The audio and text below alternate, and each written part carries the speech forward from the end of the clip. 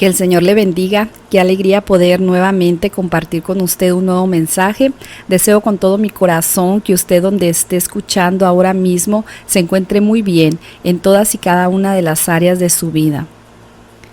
El día de hoy deseo compartir con usted un mensaje y antes que nada quiero decirle que si usted no está de acuerdo con lo que voy a decir, está bien. No compartiré esto con la idea de que las personas que me escuchen cambien su manera de pensar, sino que lo hago con la intención de que todos aquellos hermanos en la fe puedan tener una panorámica un poco más clara acerca de las opciones que tiene por delante y las decisiones que pronto tendrá que empezar a tomar. Quiero iniciar diciendo que me voy a dirigir una vez más al pueblo del Señor, a los que hemos creído por la fe en la gracia salvadora de nuestro Señor Jesucristo. Desde que inició este tiempo difícil que hemos estado viviendo desde hace un par de meses atrás, entendí que venían momentos para la Iglesia de Cristo en que tendríamos que tomar decisiones difíciles y algunas muy difíciles. Y desde entonces oré al Señor y le dije: Señor, te pido que me guíes. No quiero ser partidaria de lo que diga una persona u otra, de lo que digan las noticias o las fuentes extraoficiales. Quiero solamente escuchar lo que tú dices. ¿Y por qué digo esto? Es porque hace unos días atrás escuché a un par de pastores hablando acerca del tema de reabrir las iglesias. Al parecer ellos no están de acuerdo con las autoridades sobre las condiciones en que la iglesia debería de reabrir sus puertas. Y me di cuenta de que estos pastores se sienten muy indignados y han declarado que todo esto que está sucediendo es un ataque en contra de nuestra fe y la iglesia. Y este punto es el que a mí también me descompone un poco, porque vamos a ver, las autoridades, al menos en Estados Unidos, y por lo que he escuchado en algunos otros países también, no se está considerando a las iglesias como esenciales y estos líderes religiosos se sienten atacados personalmente y están de alguna manera confrontando las decisiones que las autoridades están tomando. Y dicen cosas muy ciertas con las que estoy totalmente de acuerdo, como por ejemplo que el número de afectados por la presente pandemia no es nada igualable con la cantidad de abortos que anualmente se practica en el país, lo cual es cierto. Argumentan que la iglesia es un lugar donde las personas son atendidas en sus necesidades y es entonces un servicio esencial, lo cual también estoy de acuerdo. Pero hay algo en lo que no estoy de acuerdo y es que están dando a entender, y algunos otros afirmando, que este es un ataque en contra de nuestra fe. Están diciendo que las autoridades gubernamentales están limitando nuestro derecho a la libertad de ejercer nuestras creencias o religión. Están de alguna manera invitando o incentivando a los creyentes a una clase de desobediencia civil, argumentando que si no hacemos nada ahora, nunca más se nos permitirá reunirnos como iglesia. Y algo aquí choca con mi espíritu. Algo aquí no es del todo una indignación genuina de parte de ellos. Y aclaro que no tengo absolutamente nada en contra de los pastores. Amo y honro la labor que ellos hacen en cuanto a servirle a la iglesia. Los que lo hacen, porque no todos. Pero quiero que usted como creyente no se deje llevar por la opinión interesada de absolutamente nadie. Si algo deseo hacer con este mensaje es que usted pueda acudir a la fuente confiable de información y asesoramiento que es el Señor y su palabra. Cuando escuché esto, quiero decir los argumentos de estos pastores, le dije al Señor: Señor, dame una palabra, porque esto choca con mi espíritu. Aunque parece bueno lo que dicen, yo quiero saber lo que tú dices.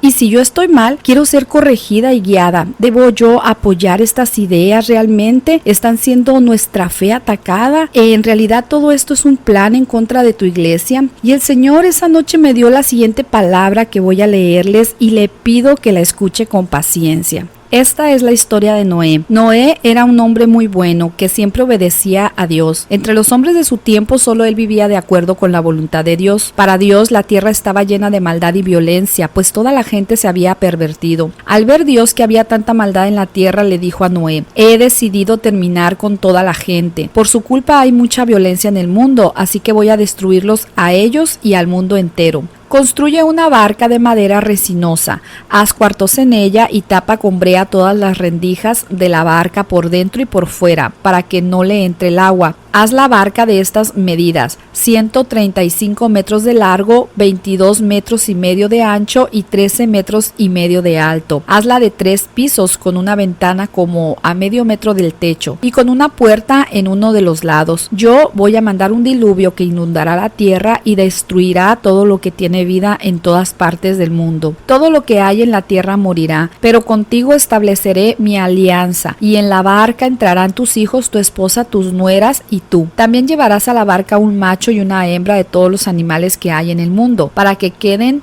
con vida igual que tú. Contigo entrarán en la barca 2 animales de cada clase, tanto de las aves y animales domésticos, como de los que se arrastran por el suelo, para que puedan seguir viviendo. Junta además toda clase de alimentos y guárdalos, para que tú y los animales tengan que comer. Y Noé hizo todo tal como Dios se lo había ordenado. Después el Señor le dijo a Noé: entre toda la gente de este tiempo solo tú vives de acuerdo con mi voluntad, por lo tanto entra en la barca junto con tu familia. Toma 7 machos y 7 hembras de todo animal puro, pero solo un macho y una hembra de los impuros. Toma también 7 parejas de cada clase de aves, para que se conserve su especie en el mundo. Porque dentro de 7 días haré que llueva durante 40 días y 40 noches. Voy a borrar de la tierra todo lo que vive y que yo he creado. Y Noé hizo todo tal como el Señor se lo había ordenado. Cuando el diluvio inundó la tierra, Noé tenía 600 años. Y entró Noé en la barca junto con sus hijos, su esposa y sus nueras, para protegerse del diluvio. Los animales puros e impuros, los que vuelan y los que se arrastran, entraron con Noé en la barca, de 2 en 2, macho y hembra, como Dios se los había ordenado.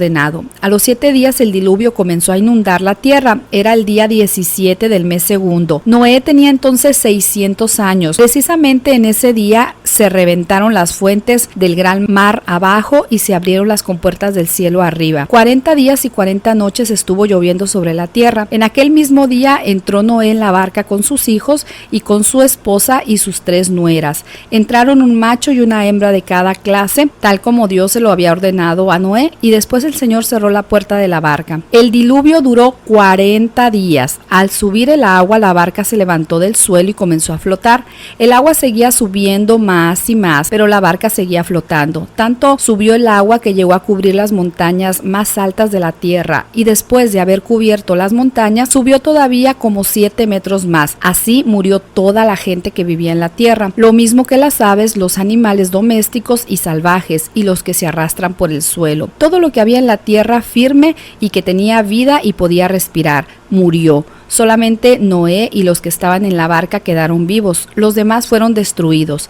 El hombre, los animales domésticos, las aves del cielo y los animales que se arrastran, pues la tierra quedó inundada durante 150 días. Entonces Dios se acordó de Noé y de los animales que estaban con él en la barca. Hizo que el viento soplara sobre la tierra y el agua comenzó a bajar. Se cerraron las fuentes del mar profundo y también las compuertas del cielo. Dejó de llover y el agua comenzó a bajar poco a poco. Al cabo de 150 días, el agua ya iba bajando, y el día 17 del mes séptimo, la barca se detuvo sobre las montañas. El agua siguió bajando, y el primer día del mes décimo ya se podían ver las partes más altas de los montes.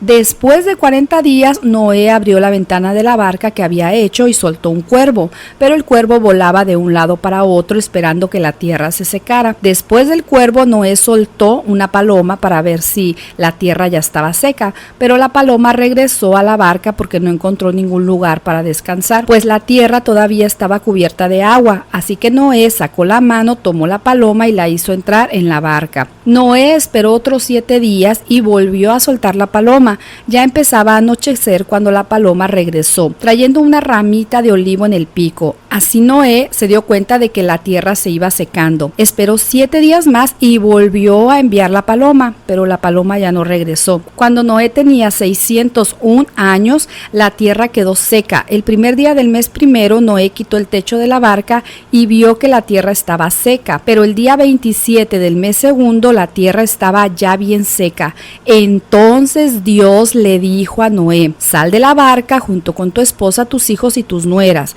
Saca también a todos los animales que están contigo, las aves, los animales domésticos y los que se arrastran por el suelo, para que se vayan por toda la tierra y tengan muchas crías días y llenen el mundo. Entonces Noé y su esposa y sus hijos y nueras salieron de la barca. También salieron todos los animales domésticos y salvajes, los que se arrastran y los que vuelan. Luego Noé construyó un altar en honor al Señor, tomó animales y aves puros, uno de cada clase, y los ofreció en holocausto al Señor. Cuando al Señor le llegó este olor tan agradable, dijo: nunca más volveré a maldecir la tierra por culpa del hombre, porque desde joven el hombre solo piensa en hacer lo malo. Tampoco volveré a destruir a todos los animales como lo hice esta vez.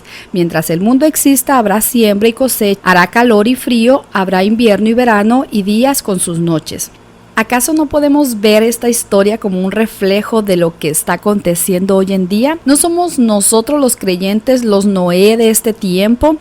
Sabe, hermano y hermana que me escucha, que vienen tiempos muy difíciles para nosotros como creyentes, donde vamos a tener que tomar decisiones muy fuertes y donde muchos no van a saber qué es lo correcto y no. Esta decisión de congregarnos o no, o cuándo hacerlo, después de que abran las iglesias, no es una decisión difícil. Vienen otras en verdad complicadas de tomar, y por el Espíritu Santo le digo que el único que va a poder aconsejarnos correctamente será Dios.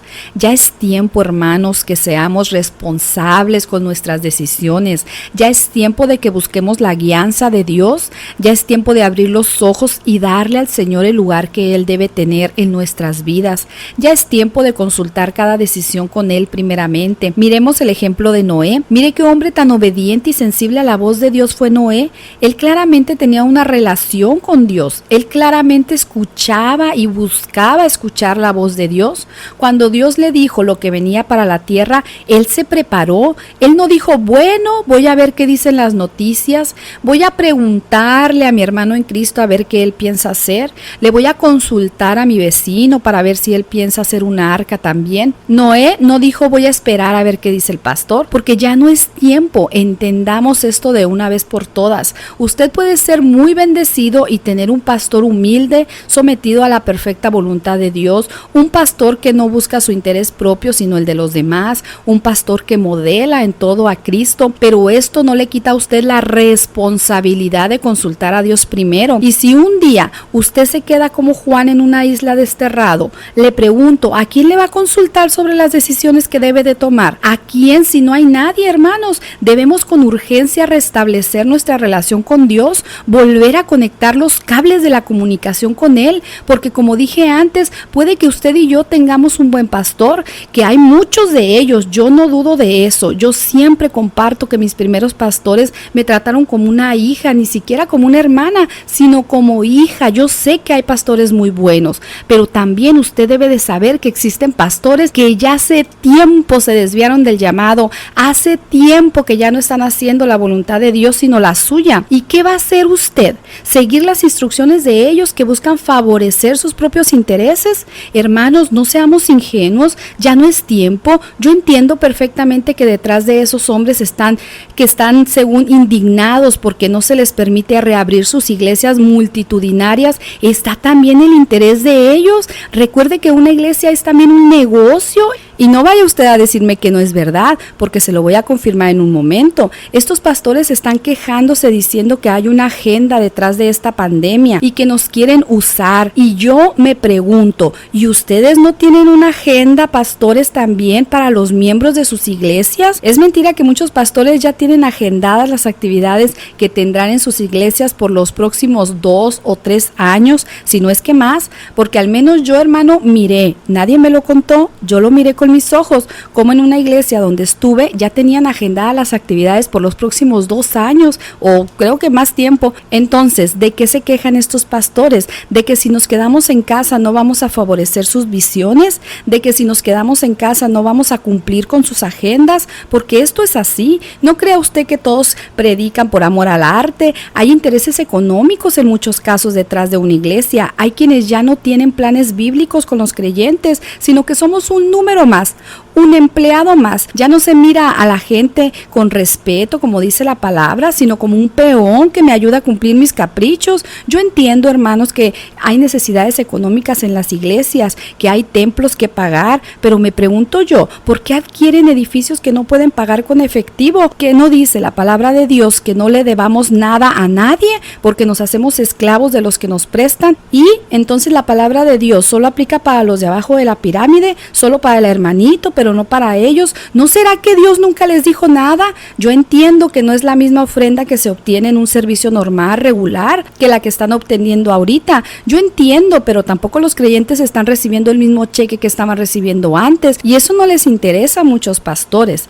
Escuché a una pastora hace un par de días en una transmisión en vivo que hizo, y ella dijo lo siguiente, parafraseando claramente sus palabras: hermanos, yo sé que ustedes y yo quisiéramos poder reunirnos en la iglesia, pero por el momento necesitamos continuar en casa, seamos obedientes. Además, ¿cuál es la motivación de usted para querer venir a la iglesia? Ni modo que diga que extraña la presencia de Dios porque Dios está con usted ahí en su casa, o que diga que extraña la coinonía entre los hermanos porque usted tiene allí a su familia, sus hijos, su esposo, su esposa. Tenga coinonía con ellos. Por el momento vamos a continuar siguiendo las indicaciones que nos han dado las autoridades. Ahora bien, estos pastores literalmente están diciendo que esta decisión de las autoridades de no dejar que los templos se llenen a su máxima capacidad es un ataque directo en contra de nuestra fe, nuestros principios y derechos. ¿Y sabe qué? Yo no me siento de ninguna manera atacada. Incluso mencionan a Daniel, que él no obedeció a las autoridades sino a Dios, y está muy bien lo que hizo Daniel, pero en este momento las autoridades nos están diciendo que esperemos para volver a congregarnos como antes. Hasta hoy nadie me ha dicho a mí, ni a usted, ni a nadie que neguemos nuestra fe. Nadie me ha dicho que debo renunciar a lo que creo. Nadie me ha dicho que no puedo orar o que debo orar a otro Dios que no es el Dios verdadero. Nadie está atacando mi fe ni la de ninguna otra persona. Además, esto no es algo exclusivamente que está sucediendo con las iglesias cristianas. Por eso no puedo aceptar lo que estos pastores dicen y lo que quieren hacer creer a los creyentes. Esto está afectando al mundo. Esta enfermedad no está siendo dirigida a los cristianos solamente como para decir que están atacando nuestra fe. Las iglesias católicas también están cerradas. Las sinagogas también están cerradas. Las mezquitas también están cerradas. Entonces, ¿de qué están hablando estos pastores? Solamente están hablando de que sus intereses se están viendo afectados, sus agendas están siendo afectados. ¿Y sabe qué es lo que más me indigna? Que ahora sí salen a defender su fe, ahora sí quieren ser salvadores de las personas,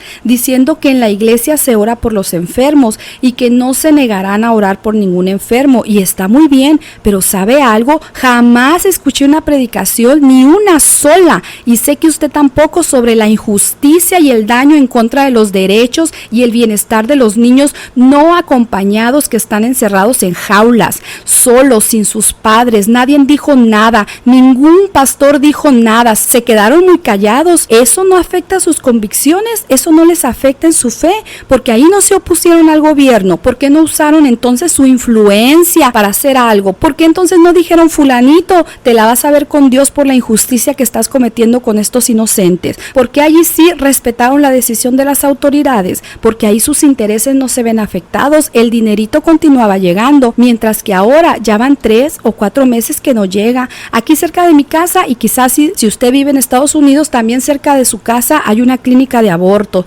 Sí, abortos legales, de los que están ahora tomando como ejemplo sus estadísticas para decir que el virus es menos grave que los abortos. Pues mire, yo jamás, hasta el día de hoy, nunca he mirado una de esas mega iglesias que con toda su gente haya venido y se haya plantado enfrente de esa clínica. Sí se ven pequeños grupos, de vez en cuando se manifiestan, pero no son las 1,000, 2,000, 5,000 personas de esas congregaciones. Y mire que ahí sí nos afecta directamente en nuestra fe, en nuestras creencias. Ahí sí están atacando los principios de Dios y nunca han hecho nada, nunca han predicado sobre eso, nunca han llamado al pueblo cristiano a oponerse a la autoridad. Ahí sí les gusta el versículo de que todas las autoridades son impuestas por Dios y que debemos obedecerlas y que Él tiene tiene el control. Nunca he escuchado ninguna predicación de estos pastores que confronten las decisiones del gobierno en cuanto al matrimonio homosexual, ni mucho menos que se han manifestado en contra de la adopción de niños por parejas del mismo sexo. Mire qué conveniente, ¿verdad? Eso no está afectando su fe, porque ahí sí se quedan callados, no dicen nada. Si están interesados en reabrir las iglesias diciendo que no dejarán de orar por los enfermos, yo me pregunto, ¿acaso alguno fue a la casa de algún enfermo por el virus en estos últimos días? ¿Le hablaron a usted por teléfono para preguntarle personalmente, hermano, hermana, ¿está usted bien de salud? Y si supieron que alguno estaba enfermo como pastor, como líder religioso, ¿acaso llegaron a su casa a orar por usted? Porque están diciendo que si llega la gente enferma a la iglesia y contagia a otros hermanos, orarán por ellos. Y yo creo en los milagros de sanidad. Los que me conocen, los cercanos a mí, saben muy bien que he sido beneficiada de milagros de sanidad en mi cuerpo, pero lo que yo no veo bien, lo que a mí me hace desconfiar es que quieren hacernos creer que están buscando nuestro beneficio cuando no es así. Yo me pregunto, si les interesan tantos nuestros hijos, de manera que no quieren reabrir las iglesias si estos tuvieran que quedarse en casa, ¿por qué ninguno de ellos ha dicho nada en favor de la educación de nuestros hijos en los últimos meses? Nuestros hijos también están siendo afectados, las escuelas están cerradas, cosa que agradezco, pero ¿por qué solo abogan por sus propios intereses? Eso es lo que choca en mi espíritu. No, hermanos, si vamos a hacer algo por el mundo, primero vamos a empezar por nuestras casas, vamos a empezar a corregir lo deficiente dentro de las iglesias. No podemos seguir siendo guiados por hombres que solo buscan su beneficio. Para terminar, si usted se pregunta cuál es la intención de este mensaje, quiero decirle que yo tengo una sola petición de parte de Dios para usted. Y no es que se quede en casa, ni es decirle que vaya y se congregue. La petición es que busque el consejo de Dios. No haga nada, escuche bien, no haga nada sin consultar a Dios, sin estar seguro de que Dios se lo ha dicho. Ya es tiempo de que dejemos de ser como pajaritos que abren el pico y se comen lo que les dan, sin saber cuáles son las motivaciones de los demás. Es tiempo de que se una a su esposo, a su esposa, de que se reúna con sus hijos y juntos se arrodillen y busque la voluntad de Dios. No sea movido por el temor, porque hay gente que le tiene más miedo a su pastor que a la enfermedad, y esto no debe de ser así. Esto que está pasando, ¿acaso Dios no lo tenía en cuenta? ¿Se le escapó a Dios de las manos? Mire, hermano, si Él quiere que esto se pare, Él lo va a parar. Si Dios quiere que esta enfermedad se detenga, Él lo va a hacer, y si no quiere, pues no lo va a hacer, no va a suceder. Yo estoy segura de que esto que está pasando está controlado por Dios. ¿Por qué no seguir confiando en Él? Siempre hemos escuchado, decía los pastores, que Dios está por encima del sistema, que Dios es quien pone y quita reyes. ¿Y qué pasó? ¿Ya no funciona esa palabra? Porque ahora sí tenemos que ir en contra de lo que las autoridades dicen.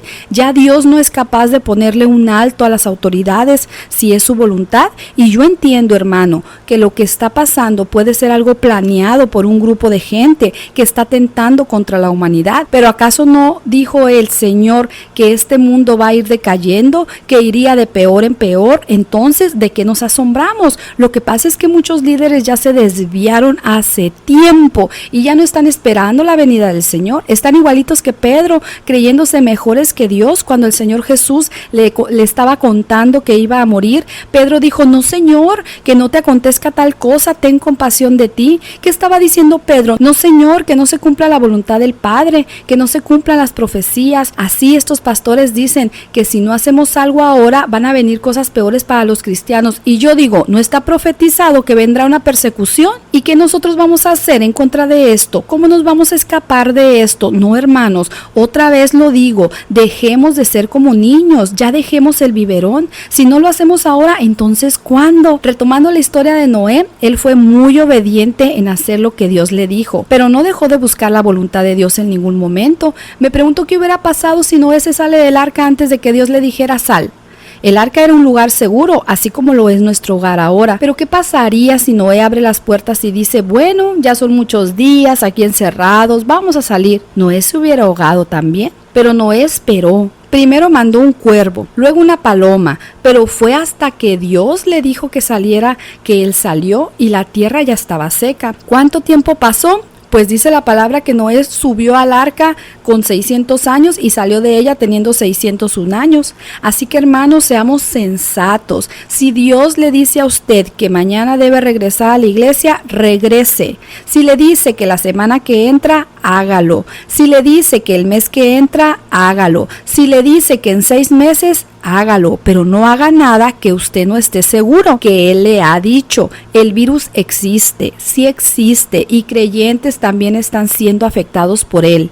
Yo no digo que no vamos a regresar a la iglesia, lo que digo es que no todos regresaremos al mismo tiempo, solo porque se nos diga, sino que cada uno debe consultar a Dios. Dios nos cuida en nuestra casa y Dios nos cuida en el camino, pero no debemos tentarlo de ninguna manera. Si usted llegó hasta aquí, deseo que este mensaje pueda traer una perspectiva diferente y que pueda ser orientado a hacer la voluntad de nuestro Padre. Que el Señor le bendiga y lo mantenga con mucha salud.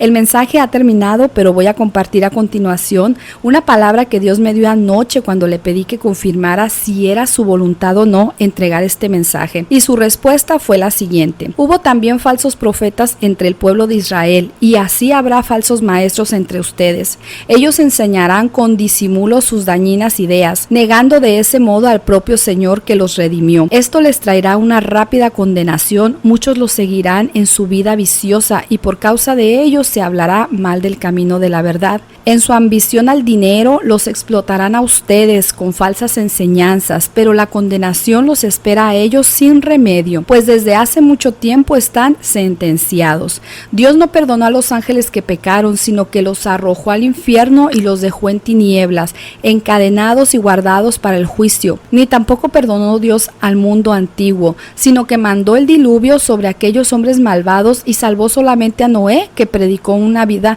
de rectitud, y a otras 7 personas. Dios también condenó a la destrucción de las ciudades de Sodoma y Gomorra, quemándolas hasta dejarlas hechas cenizas, para que sirvieran de ejemplo de lo que habría de suceder a los malvados. Pero libró a Lot, un hombre justo, a quien afligía la vida viciosa de aquellos malvados. Este hombre justo que vivía entre ellos sufría en su buen corazón a causa de las maldades que día tras día tenía que ver y oír. El Señor sabe librar de la prueba a los que viven entregados a Él, y sabe tener a los malos bajo castigo para el día del juicio. El Señor castigará sobre todo a los que siguen deseos impuros y desprecian su autoridad. Son tercos y atrevidos y no tienen miedo de insultar a los poderes superiores. En cambio, los ángeles, aunque tienen más fuerza y autoridad, no se atreven de parte del Señor a condenar con insultos a esos poderes. Esos hombres son como los animales, no tienen entendimiento, viven solo por instinto y nacen para que los atrapen y los maten. Hablan de cosas que no entienden, pero morirán de la misma manera que los animales, sufriendo por lo que han hecho sufrir a otros. Se creen felices entregándose al libertinaje en pleno día. Son una vergüenza y un escándalo cuando los acompañan a ustedes en sus fiestas, divirtiéndose con sus placeres engañosos. No pueden ver a una mujer sin desearla, no se cansan de pecar, seducen a las almas débiles, son expertos en la avaricia, son gente maldita, andan perdidos porque se han desviado del camino recto. Siguen el ejemplo del profeta Balaam, hijo de Bosor, que quiso ganar dinero haciendo el mal y fue reprendido por su pecado. Una asna muda le habló con voz humana y no lo dejó seguir con su locura. Esos maestros son como pozos sin agua, como nubes llevadas por el viento. Están condenados a pasar la eternidad en la más negra oscuridad. Dicen cosas altisonantes y vacías, y con vicios y deseos humanos seducen a quienes a duras penas logran escapar de los que viven en el error. Les prometen libertad siendo ellos mismos esclavos de la corrupción, porque todo hombre es esclavo de aquello que lo ha dominado, pues los que han conocido a nuestro Señor y Salvador Jesucristo y han escapado así de las impurezas del mundo, si se dejan enredar otra vez en esas cosas y son dominados por ellas, quedan peor que antes.